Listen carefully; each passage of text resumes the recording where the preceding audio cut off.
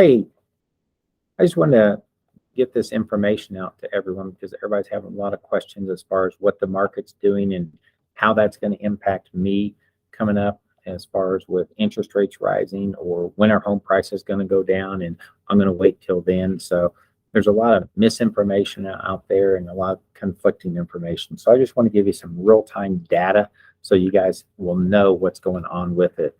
Now, first off, I want you to take a look as far as total inventory levels. And you can see this since back in 1983. You can see that the inventory levels have kind of been going down. Now, you saw we have a huge boon of available inventory here, and that's when all the foreclosures hit and the bankruptcies and stuff. And we're going to talk about that in just a second. And you can see now the inventory level is actually below what the demand is here, and it's substantially below.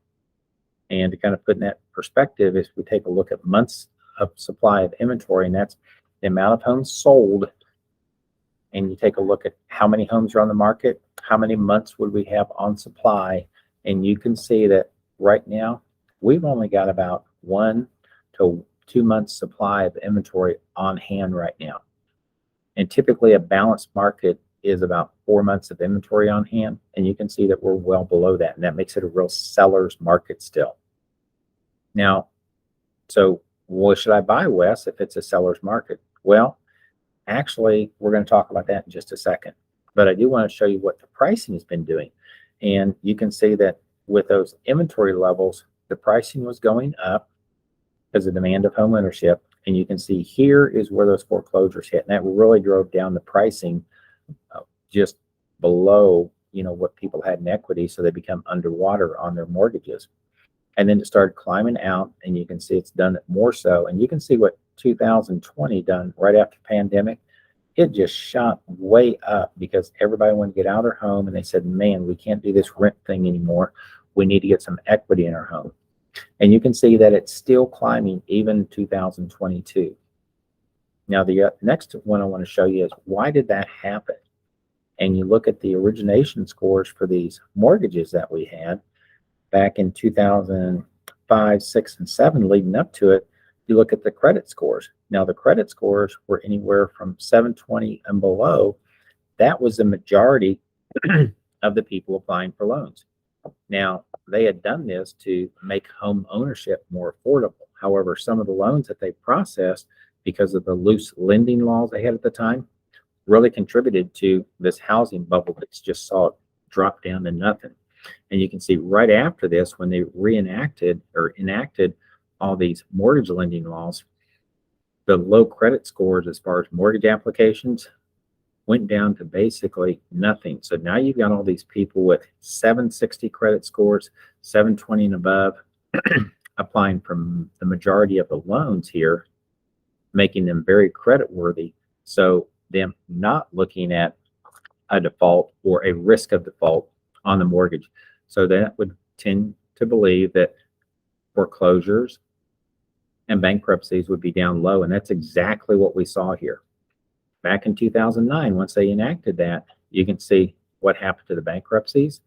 They went way down. What happened to foreclosures rate? They went down to nothing. And you can see in 2021 and 2022 so far, we are not expecting a lot of foreclosures whatsoever, because these are very credit worthy people having backup cash and also that pay their bills on time. Now, what that means to you as a buyer on this is, do I want to buy now or do I want to wait? Well, let's look at 3 different scenarios here. We'll take a purchase price of $700,000 at a 5.75 interest rate for a loan payment of $3,268.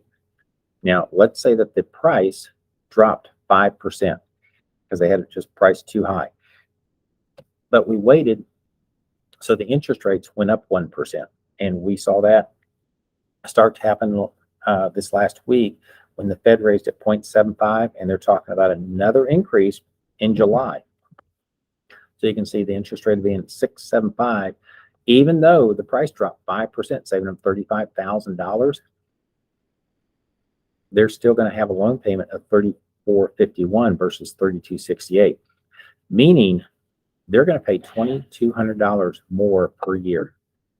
Now let's look at scenario 2, and this is kind of like a really bad situation. This is where the price went up 5% and the interest rate went up 1.5%.